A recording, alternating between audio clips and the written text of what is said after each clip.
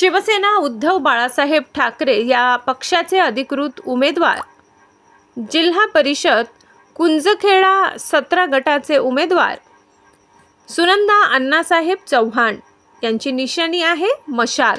तसेच पंचायत समिती कुंजखेडा 33 गणातील उमेदवार इकराम खा शरीफ खा पठाण यांची निशाणी आहे मशाल।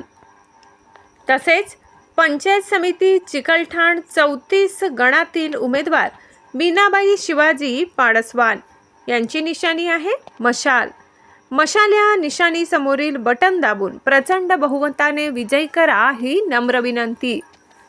शेतकरी वार्ता न्यूज MS-20 या जिल्हा परिषदेच्या उमेदवार सुनंदा अण्णासाहेब चव्हाण यांचा पती असून त्या या निवडणुकीमध्ये कुंजखेडा चिकलठाण या मतदारसंघामध्ये जिल्हा परिषदेसाठी उभे आहेत।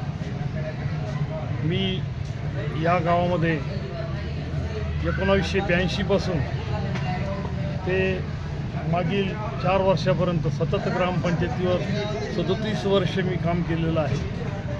त्यामध्ये मी बराच काळ सरपंच, रिझर्वेशनमुळे काही काळ उपसरपंच आणि या ग्रामपंचायतचा सदस्य म्हणून मी सतत 37 वर्ष काम केलेलं आहे। आणि माझ्या कामकाजाचं या ठिकाणी माझ्या कार्यकाळामध्ये चिकलठाणमध्ये हा जो विकास दिसतो तो माझ्या कार्यकाळात झालेला आहे। इथून राहिलेलं जे अपूर्ण काम आहे ते पूर्ण करण्याच्यासाठी आम्हाला जिल्हा परिषद विकास म्हणून जिल्हा परिषदेमध्ये जायचं आहे। याच्यापूर्वी जिल्हा परिषदेला ज्या वेळेला आमच्या इथनं तिकीटं मिळाली त्या वेळेला आम्ही आमच्या गावाला तिकीट मिळालं असल्यामुळे मी 4 वेळेला थांबलेलो आहे। आणि आता या वेळेला आम्हाला स्वतः म्हणजे माझा मुलगा कल्याण याला जिल्हा परिषदेचं शिवसेना उद्धव बाळासाहेब ठाकरे या पक्षानं अधिकृत उमेदवारी दिलेली आहे। आणि ते एक ध्येय घेऊन आणि पक्षाशी एकनिष्ठ राहून आम्ही पुढील काळामध्ये जास्तीत जास्त काम करू। कारण या गावामध्ये काय झालेलं आहे, मागच्या 8-9 वर्षाच्या कार्यकाळामध्ये या गावाच्या विकास खुंटलेला आहे। जिल्हा परिषदेचे आता सध्याचे BJP कडून जे उमेदवार आहेत ते या मतदारसंघाचे पूर्वीचे जिल्हा परिषद सदस्यच नव्हे तर समाज कल्याण सभापती म्हणून त्यांनी या ठिकाणी काम केलेलं आहे। परंतु आमच्या गावाकडे सगळ्यांचंच दुर्लक्ष झालेलं आहे आणि हा दुर्लक्षित असलेला भाग या भागामध्ये प्रगती व्हावी याच्याकरता आम्ही प्रामुख्यानं एक विजन घेऊन या निवडणुकीमध्ये आम्ही उतरलेलो आहोत। आणि आम्हाला खात्री आहे लोक आमच्या सोबत आहे आणि आमचा विजय हा निश्चित आहे। लोक आमच्या सोबत आहे, सर्वसामान्य जनता आमच्या सोबत असल्यामुळे आणि भविष्य काळामध्ये आम्ही या भागामध्ये ज्या उणिवा आहे त्या उणिवा संपूर्णपणे पूर्ण करण्याचा प्रयत्न करू। कारण हा सगळा डोंगराळ भाग आहे। या भागामध्ये रस्त्याचा प्रश्न, वाहतुकीचा प्रश्न असेल आणि शेतकऱ्यांचं सगळ्यात मोठी शेतकऱ्याची जी अडचण आहे ती आरोग्याचे प्रश्न, या सगळ्या प्रश्नाला वाचा फोडण्याचं आम्ही निश्चितपणानं काम करू अशी ग्वाही मी या ठिकाणी सगळ्या जनतेला देतो आणि थांबतो।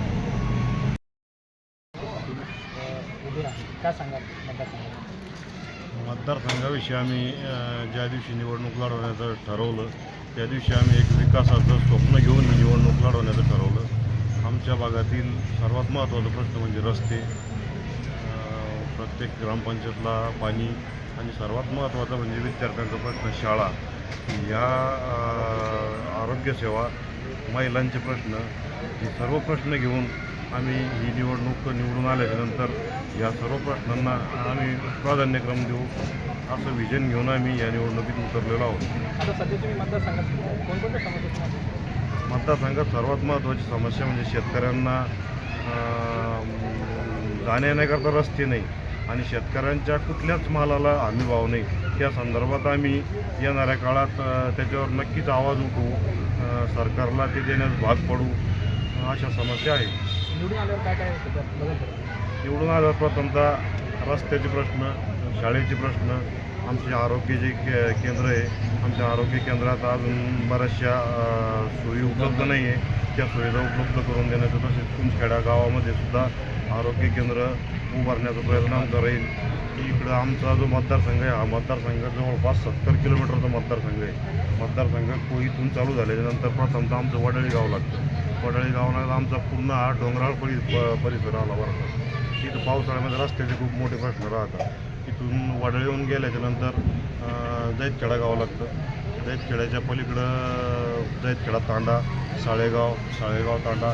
वरती गेल्याच्यानंतर डोंगरावर माळेगाव लोखंडी म्हणून एक छोटंसं गाव आहे. त्याच्यानंतर पुढे गेल्यावर इकडं माळेगाव ठोकळ म्हणून एक गाव आहे. आणि आमचा मतदारसंघ फुलंब्री तालुक्याच्या हद्दीपर्यंत गेलेला आहे.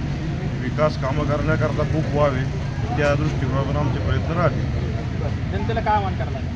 जनतेला आवाहन करणार की आजपर्यंत आमच्या परिवारानं जे राजकारण केलं, माझे वडील 40-45 वर्षापासून राजकारणात आहे, त्यांच्या हातून बरेचसे कामं झालेले, चांगले कामं झालेले.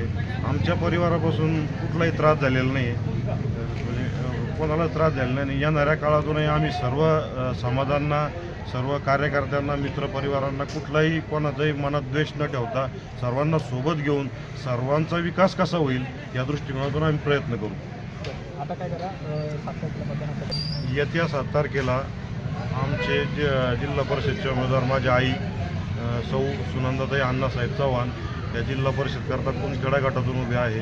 तसेच त्यांच्यासोबत कुंजखेडा पंचायत समिती गणातून इक्राम पठाण हे उभे आहेत व चिकलठाण पंचायत समिती गणातून मीनाताई शिवाजी पाडसवानी ह्या उमेदवार उभे आहेत. माझ्या आई जिल्हा परिषदला ज्या उभ्या आहेत सुनंदा अण्णासाहेब चव्हाण यांचं क्रमांक 2चं बटन आहे. त्या 2 नंबरच्या क्रमांकाचं बटन दाबून त्यांना प्रचंड मताने विजयी करावं. तसेच कुंजखेडा पंचायत समिती गणातून इक्राम पठाण हे एक प्राध्यापक असून उच्च शिक्षित आहे. त्यांनासुद्धा बटन क्रमांक 3 नंबरचं बटन दाबून त्यांनासुद्धा प्रचंड मताने विजयी करावं.